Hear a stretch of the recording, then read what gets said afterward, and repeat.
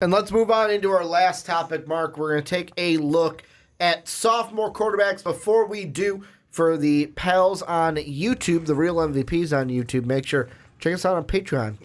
Patreon.com/Most Valuable Podcast. We're looking for a new studio. You are how we get there. Your support, your help at Patreon.com/Most Valuable Podcast. So check that down below in the description. And let's get into these sophomore quarterbacks, Mark. We're taking a look at who's going to be the most improved. Because I saw something on, it was, I believe it was Pro Football Talk maybe, or it might have been Chris Sims's individual podcast. But they did a kind of viewer question thing. And the question was basically, how are the sophomores going to improve? And I listened, and I was like, you know what? That's interesting. But who's going to be the most improved? Like, I don't want to know if they're all going to improve. I want to pit these quarterbacks against each other and knows who's going to be number one. Because if we're not ranking, if we're not going in a competition, then what's the point of playing football? Am I right? So we're looking at Josh Allen of the Buffalo Bills, Josh Rosen of now the Miami Dolphins, Baker on the Browns, Darnold on the Jets, and Lamar Action Jackson on the Baltimore Ravens for who is going to be the most improved. I'm going to kick it to you because I can't kick it to myself. Who do you think will be the most improved sophomore quarterback in 2019? So I do think we have to put this part out there first for Josh Rosen to just be, he has the most potential because of the terrible team he was on, traded to a new team. If he actually gets to play instead of Fitzpatrick, he can be just, far and away the most improved. But I'm going to go with my actual answer, which is Sam Darnold. Okay. I think Sam Darnold should be the most improved. When it just comes to your stats, he probably was your second best out of this group. Baker Mayfield was your best, then Sam Darnold, in my eyes at least. I don't know, someone might want to argue somebody else. But under 3,000 yards, under 60%. We kind of talked a little bit about a 1-to-1 ratio, 17 touchdowns, 15 interceptions. I expect his completion percentage to go up. I expect him to be safer with the football. And a big part of that's going to be Le'Veon Bell. Yeah. I don't expect him to go out and throw 4,000 yards. I don't care about that. I just want him to increase his completion percentage, decrease the interceptions, increase touchdowns a little bit would be nice too. But it's going to be easier for them. Yes, the wide receivers are still kind of a little bit of a question mark. Not as big of a question mark as some other teams, but he's got a lot of additions to where he should be able to take a nice step forward. And hopefully for Sam Darnold to actually be able to compete for this wild card spot, which we talked about earlier. So I didn't ask you this during the Jet segment earlier on. Is Le'Veon Bell going to be the leading receiver for this team? 100%. So, and I'm not saying that I kind of am. As the wide receivers, no one's going to be driving that much attention to where it's like, oh my God, I have to go to this They guy. struggle to get separation, too, which is kind of a shame for a young quarterback. Yeah. Le'Veon Bell has no problem getting separation. He's got and part of that's because he's a running back. He's going to get the ball right off the line of scrimmage or behind the line of scrimmage. But he is so deadly in a passing game. Such a great weapon that, I can easily see him being the leading wide receiver. And that's not even necessarily a knock on the wide receivers. It's just because he can be so successful in that role that if they're smart, they use him quite a bit as a wide receiver. I think for me, the thing with Sam Darnold that kind of makes me, A, excited, and B, he has to me the potential. Like you said, Josh Rosen has the potential. I think that Sam Darnold, because of success, because of team success, could be the favorite to be the most improved, because out of any of these teams, really there's only three that just because of team success will be there. One is Sam Darnold, two is Baker Mayfield, three is Lamar Jackson. Like, Lamar Jackson's is easy. Get to the playoff and win a playoff game. For Baker, it's easy. Make the freaking playoffs. The same as Sam Darnold. For Lamar, I think there's more to it than that. Lamar has to show that he can be a passer. Well, I see, and that's the thing where I feel like the thing that is going to help Lamar Jackson this year is having Mark Ingram in the backfield. Having a running back that he can rely on to where maybe he doesn't have to use his legs as much as he did. Now, I don't want him to lose that because I kind of want it to be like a Russell Wilson where it's like if shit breaks down back there, use your freaking legs to get out there. But Like, keep your head up, look down the field exactly. first. Like, look down the field first. If no one's open, then okay, you can use your legs and get And a big going. part of that wasn't necessarily Lamar's fault. It was that the play calling and the coaches didn't really want to give him an opportunity to ever do it.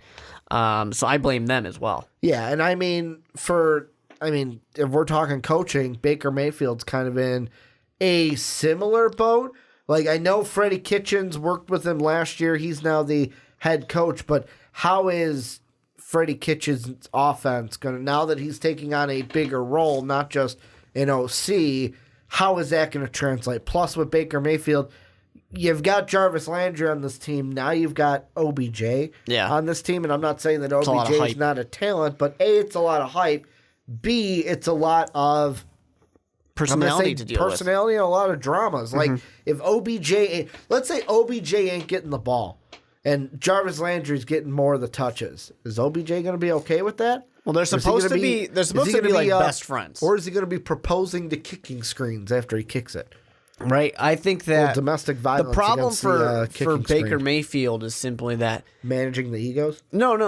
When it comes to which sophomore quarterback is going to see the most improvement, is going to be the best or whatever.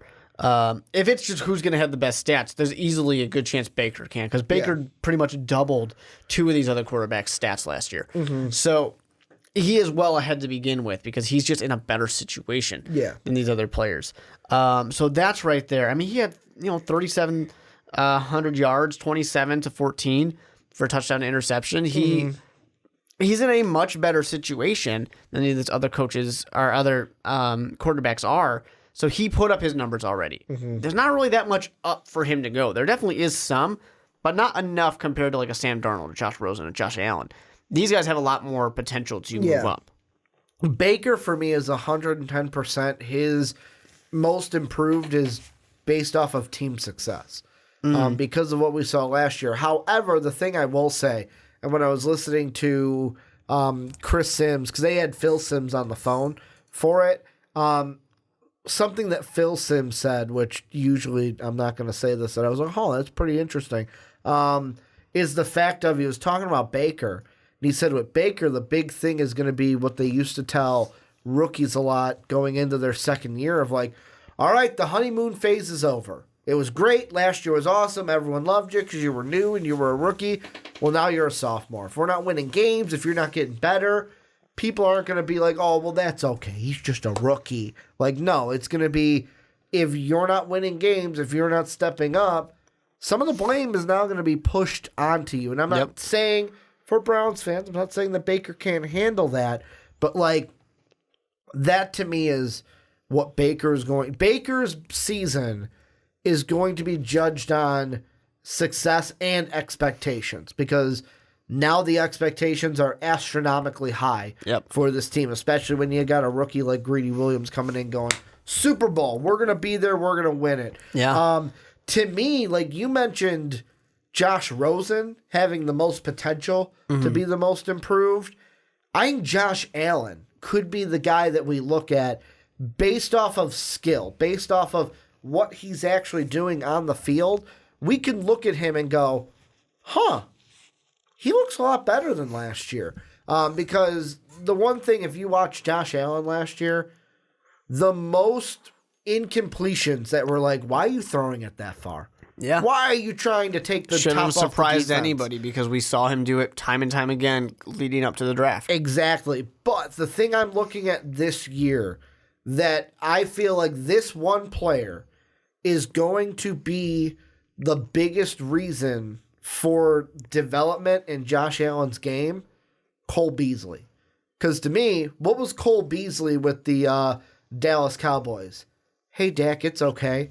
I'm going to run across the middle of the field. You hit me on like a 7-yard slant, I'm going to turn that into 15. Hey, you hit me Josh Allen doesn't do that. On a 10-yard crossing pen. Yeah, but I feel like that's the thing of I could easily say that, oh, yeah, Sean McDermott and the coaching staff are going to work that in. I could say that. They got to show me they could do that. But that's the thing with Josh Allen. If he's going to develop, if he's going to improve, he needs to back off of the home run. It's like he is, to me, I'm going to bring a Cubs kind of analogy into this, where Josh Allen to me right now is Javi Baez, where Javi Baez goes up there, and especially early Javi, to where it's like I'm swinging for the fences every time. I'm either doing one of two things. I'm hitting a home run or I'm striking out. I'm either doing one of those two things. That's what Josh Allen is right now. I'm either hitting a home run, hitting the long pass, or it's incomplete, 4 and out, and we're punting the ball, or interception, and I'm turning over the ball. What he needs to do is he needs to become one of those quarterbacks, kind of like a player in baseball. Hey, the home run's not there, get a single, get a double, move the bases, advance the runners. And that's what he needs to do in football. Move the chains, get things going, get the flow of the offense. You don't help your team if you're not currently playing. And that's why I think if Josh Allen is going to be successful this year, Cole Beasley is going to be the reason why, because of what receiver he was in Dallas and what he can be for Josh Allen with Buffalo. Well, I'd love to see Josh Allen continue using his legs. You talk about how Lamar can't lose his legs. Yeah. But Josh Allen, he's a guy who people don't really talk about his mobility and what he was able to do. Multiple over 100-yard rushing games, and then one at 95. When you add that in, it makes him look a lot better. The things that really concern me about Josh Allen, I was concerned at the beginning that he had not the best accuracy and he loved to throw it deep. That concerns me. Still concerns me because he threw for 52% completion. That's really bad. That is really, really bad. 10 touchdowns, 12 interceptions. More interceptions than touchdowns, poor accuracy, and part of that is, of course, wide receivers not being that great in Buffalo too. But that is a scary thing to look at. You look at the amount of games, I think he's got like 4 games where he was in the 40s for completion percentage. It's okay to have 1 or 2 of those, but I mean, it's kind of scary. He was a boom or bust kind of player. We need to see more boom out of Josh Allen. And the Buffalo Bills are not as good of a team as a couple of these other teams are. To where I think that's going to kind of hold him back a little bit. And that's the thing you mentioned. They're not a team kind of loaded with talent. With wide receivers, Cole Beasley's the only one. Like, I know they're bringing in John Brown for Baltimore. I know they've got exciting. I know they've got Zay Jones, who I wanted great things when he was coming out of the draft, me too. but like he hasn't shown anything yet. To where right now Cole Beasley is the only thing in that receiving core that really gets me up, besides the questions that they have at running back. Because, you've got LeSean McCoy, but how long is he going to be there? Because you've got Frank Gore that they got in free agency. You've got TJ Yeldon that they picked up in free agency. It's like, those are too many heads. They're just trying to get whatever they can. Yeah, it's too many heads, though, to keep LeSean McCoy. So I'm thinking the door might be opening for a LeSean McCoy release or a trade or something. What about the one guy we haven't touched? You mentioned him early on. Yeah. But we haven't really touched him. What are your expectations for Josh Rosen with the teal and orange in Miami? Well, it's all going to depend on if he actually gets the job. Do you think he will? I think he should, and I think he probably will. To me, it's you traded for him, you should play him. It's easier, and I know I said this before on this podcast Unless he too. totally does not look ready. Yeah, I mean, sure. But it's a lot easier to go with Josh Rosen first. If he's not doing well, put Fitzpatrick in. Yeah. Than it is to put Fitzpatrick in and just further ruin Josh Rosen's confidence ever. Yeah. And then say, sorry, bud, you weren't good enough to play. Maybe if this guy sucks, you can go in. That doesn't work out that well. Josh Rosen, I expect to see him improve by having a slightly, not that much better, but better enough, offensive line. And a little bit of weapons compared to, David Johnson was injured. That doesn't really help. Larry Fitzgerald. Well, he was injured 2 years ago. Yeah, I guess that's true. I guess he was actually there. Because I made that mistake, and a commenter called me out for it because the Cardinals were just so bad. You forgot David Johnson existed. Well, they had zero offensive line help, so it doesn't matter. But to me, I do worry a little bit for Josh Rosen's future just because of all the places you could have gotten traded. I don't know that Miami was the best one because their team isn't that much better than Arizona.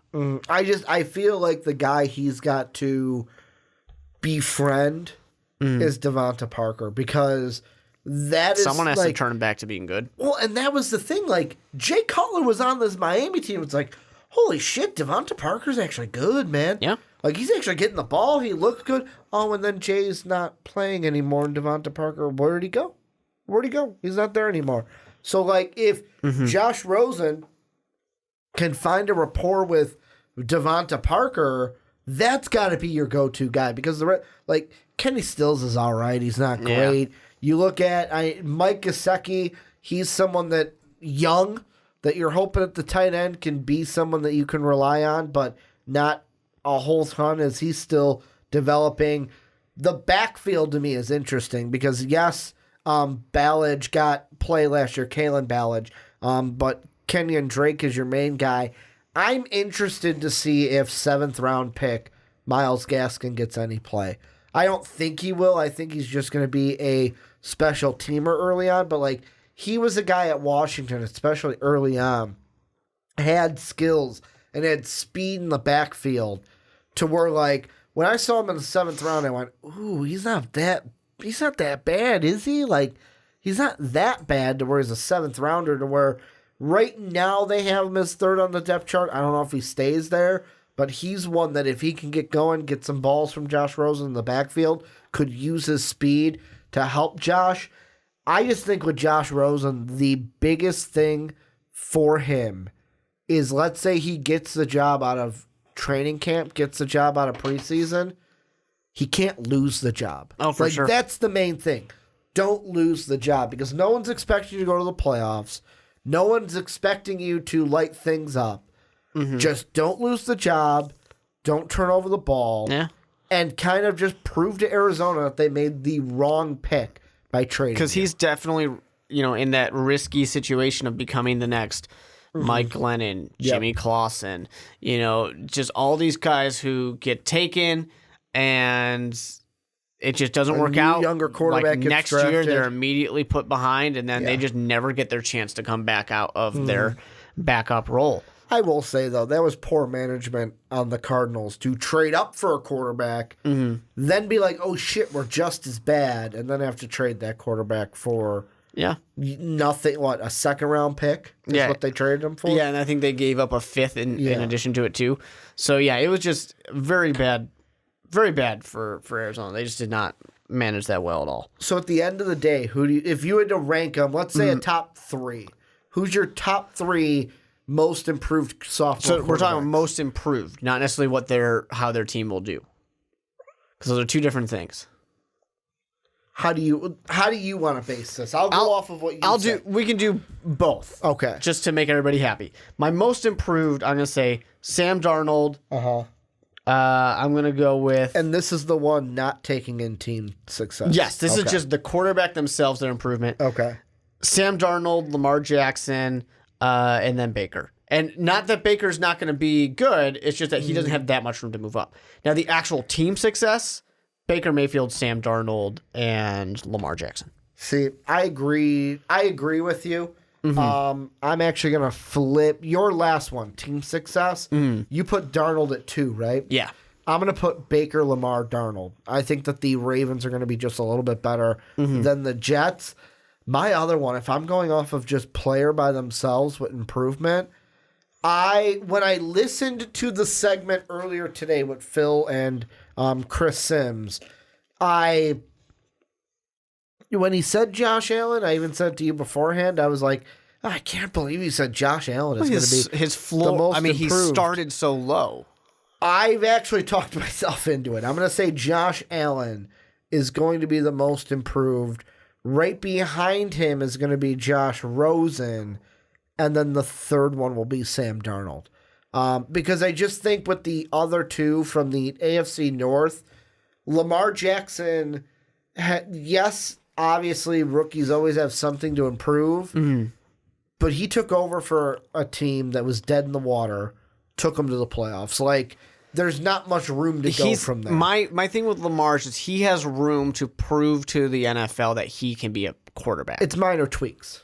No, it's not really minor tweaks to me. He can. Right now, everyone's viewing him as an extremely limited quarterback that got figured out. But when I'm looking at that is true. But when I'm looking at the improvement, like potential, to me that is a minor tweak compared to like compared to Allen, compared to Rosen, really compared to Rosen. Like, yeah, for sure. Lamar Jackson's not going to lose his job. He's just, hey, I'm fine-tuning my game at this point to be a better quarterback for this team. Same thing with Baker Mayfield. Like, Baker Mayfield has the job. He ain't going to lose it. It's just how much better is he going to be building off of last year. Sam Darnold is in that boat, but also brand new coordinator too, where Lamar and Baker don't have to deal with that. So team success, I'll go Baker, Lamar, Darnold. If I'm going improved quarterback by themselves, I'm expecting, well, I won't say expecting, I'm hoping Josh Allen improves, especially with having Cole Beasley, to maybe be like, hey, I'm here, you can hit me on a shorter pass, and I can do it with my legs. I'll get you the same yards you got with that long one, but I'll use my legs to do it. See, and it makes your job easier because you got to To which Josh Allen responds, yeah, but what if you went 80 yards and I threw it to you? Do you think about that one? To where Josh Allen goes, he rips open his shirt, has an Unleash the Dragon tattoo, and it just says School of Rex Grossman, and he just fucking flings it deep. I love it. That's what he needs to do, man. Because he's unleashing the dragon. I loved in his, I think it was his pro day, or maybe it was the combine, when they were like, yeah, the guy ran 50 yards, but he threw it 55 yards just to show that he could. No, he threw it that far because he overthrows his wide receivers. Yeah. It's not that he just wanted everybody to know that he can throw it. We know how far he can throw it. We want him to throw it to the guy. Didn't he throw a 70-yard bomb? He at one point, without a wide receiver, just a bomb. Like, I don't know. I threw it 70 don't remember yards. that, but I know he threw one really, really deep because he's got an incredible cannon. Yeah, he does. But I mean, it's impressive as hell, but you got to throw the ball to the wide receiver. Exactly. Then I'm going to say Josh Rosen. Then I'll wrap things up with Sam Darnold, just because he has, out of the three, Baker, Lamar, Sam, he's got the most room to make improvements. But this is where you guys come in. Let us know what you guys think down below about the sophomore quarterbacks, their improvements. Who do you think is going to improve the most? Who's going to improve the least? And I'll ask this. Will any of these quarterbacks be out of the league sooner rather than not? Because, like, you could say that maybe about Josh Rosen. If Miami sucks, they draft a guy like Tua, trade Rosen again, and the whole cycle. Like, He just journeyman quarterback. And I'm it's like you brought up with the Jimmy Clausen, the Mike Glennon. Like, these were guys drafted, expected to come in. Like, Jimmy Clausen got moved because Cam got drafted, right? Yeah. He was right before He was Cam the very Newton. next year, yeah. And then Mike Glennon was Jameis Winston, right? Yep. Yeah. So, like, new quarterbacks come in because you're in that situation to get them. The old guys get bumped out. Just ask Josh Rosen how that goes. Yeah, he knows. Just ask Josh Rosen, who had a nice two-flat in Old Town that he helped Kyler Murray hopefully get. But let us know what you guys think down below. Make sure to hit us up on patreon.com/mostvaluedpodcast to help us out. We're trying to get a new studio sooner rather than not. We can only do that with your help at Patreon. And also, please go over to iTunes and Apple Podcasts. Give the Onside Kick a 5-star rating. It helps us get into the ears of more people and gets more people listening to our podcast. Want to thank you guys for watching on YouTube. Thank Mark for being here. As always, thank you guys for listening on podcast services around the world. And as always, have a good day, everybody.